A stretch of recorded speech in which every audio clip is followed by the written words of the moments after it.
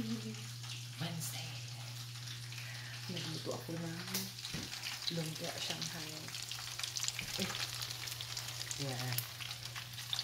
At saka nakapagluto na rin ako ng cinnamon roll. At saka nagluto din ako ng kasaba cake. Kasi dadalhin natin dun sa school ni Jari. Yeah. Ayun. Ito. Ow. Yeah. At saka leche plan. Mahina yung boses ko kasi tulog pa sila, guys. Ayan. Tulog pa kasi sila. Kaya mahina yung boses ko.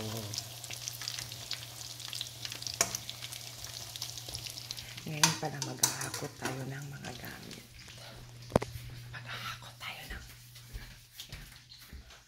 Maghahakot tayo ng mga gamit ngayon, guys. Pero si daddy lang ang magdadala kay kuya sa school at saka ng mga pagkain. Kasi ako, maglalagay ako ng mga tools sa likod ng truck at saka maghahakot ako ng gamit nilalagay sa trailer na dadalhin natin sa Springfield. Pasensya na, guys, na wala ako masyadong matinong vlog kasi yung cellphone puno yung storage. Kasi hindi pa ako nakapag-order ng bagong cellphone kasi inaantay ko pa yung refund ng cellphone na binili natin. Ayaw kong bumili ng bago kapag wala pa yung refund na pera na binili natin sa cellphone natin dati. Sira pala yung loko-loko. Pero okay lang yan, guys. Ano na pala, 6:50 na ng umaga. Tulog pa sila. Yung nilaban ko pala dinala na dati sa dryer kasi kapag dito lang hindi siya matutuyo. Kasi pinatay namin yung heater. Hindi kami nag-unang ang heater. So malapit na siya maluto, guys. I-double fry pa lang natin ito. Ayan, i-double fry natin ito siya, guys, para crispy talaga siya. I-double fry natin yan. Pasensya na kayo, guys. Salamat sa panonood. I-double fry natin ito para crispy talaga siya.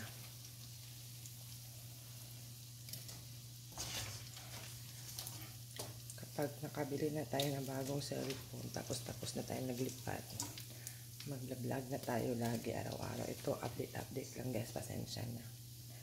Sa mga nanonood pala, babalikan ko kayo kapag hindi na kami busy, guys, kapag tapos na yung ginagawa namin pag-ahakot, nung nakalipat na talaga kami. I-double fry natin yan siya, guys. Ilulunod natin yung last batch. Ako lang kasi si daddy, pinatulog ko pa kasi pagod yan siya kagabi. Lang ano na yan, ang init.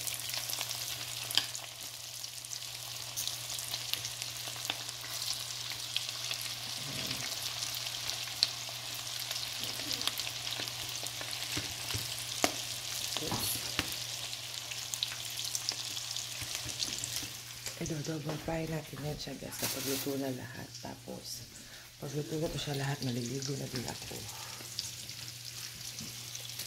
Tingnan nyo, pakita ko sa inyo kung ano yung mga nahakot ko. Ay, nabalot ko.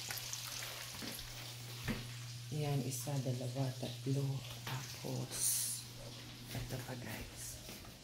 3, 4, 5. Yan, lahat yan. Yan. Tsaka yung yung cabinet. Tsaka yung cabinet yan. Dadalhin natin yan. Tsaka may nakagamit sa papa. Dadalhin din natin yan. Hindi nyo ako masyadong marinig. Okay lang yan. Tapos kahapon pa na naglinis kami sa itaas. Pakita ko sa inyo. Akit tayo. Ay, wag na lang. Kasi hindi ko pa inalisan yung step ng hagdanan. Kasi yung brush ng vacuum, niligpit ko na pala, nilagay ko na pala sa anong tawag doon, sa box. Hindi ko alam kung saan ko dinala sa leg box. Ito yung sinasabi kong shampoo. Ayan, binigyan ko. Tapos ito, tatapon natin yan. Sayang, di ba ito sira na yan? Tatapon na natin yan. Tapos pakita ko yung ginawa ko na leche plan. Yan yung leche plan na ginawa ko, guys. Dadalhin din natin sa school ko.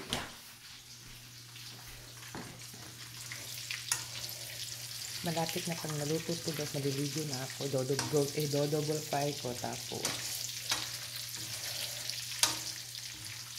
double fry ko siya, tapos ilalagay ko sa oven para mag-i-stay siya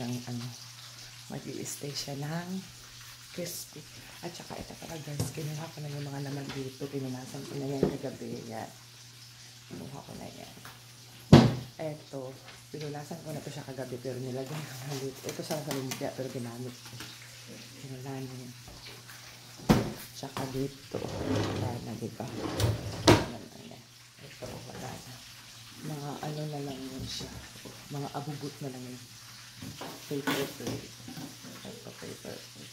Yan, gamitin natin. Ito yung ginamit natin guys. Ano, diba? Wala na, pati kutsara wala na. Yan, empty na to dito. Wala na. Wala na guys. Sige lang muna yan guys. Update lang muna yan guys. Thank you for watching guys. Salamat sa pag-support. Pasensya na kung wala kami matinong vlog kasi busy talaga kami guys. Tapos nakapagpintura na kami sa baba ng bahay na in-upload ko kagabi. Tsaka mamaya naman pag-uwi natin galing sa Springfield, magpipintura naman kami sa sala at saka sa kitchen. Tapos sa itaas, nalinis na namin yung wall doon. So, ito naman yung sahig dito yung ililinisin natin. Pero maghahakot tayo ngayong araw na to. Babalik tayo mga 5.